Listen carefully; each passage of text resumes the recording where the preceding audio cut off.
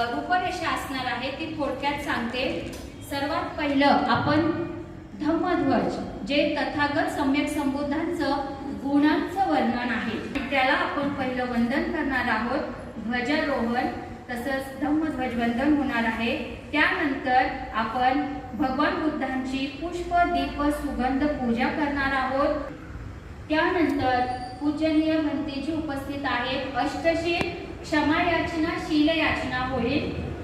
या सिक्वेन्सनेच हा संकल्प व्यतीत होणार आहे आणि शील याचना झाल्यानंतर भंतेजी आपल्याला धम्मदेसना देतील। त्यानंतर सामुदायिक त्रिसरण पंचशील त्रिरत्न वंदना परित्राण पाठ सुक्त पठण होईल।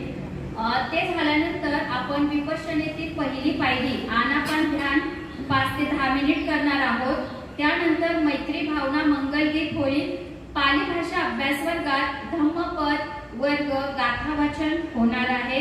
एका गाथेचं वाचन आपण प्रत्येक विहारात करतो आणि असे 26 वर्ग आहेत। तिसरा वर्ग चालू आहे। 423 गाथांपैकी आज आपण 42 क्रमांकाची गाथा वाचन करणार आहोत।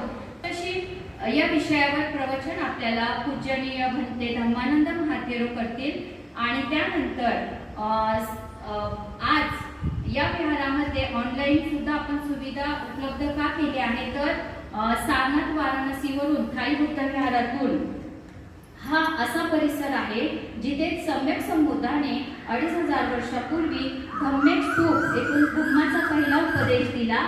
तेथून डॉक्टर धम्मसिंह महातेरो आपल्याला सदिच्छा देतील आणि त्यानंतर सर्वत्र होऊन हा संकल्प व्यतीत झाला असे जाहीर करण्यात येईल।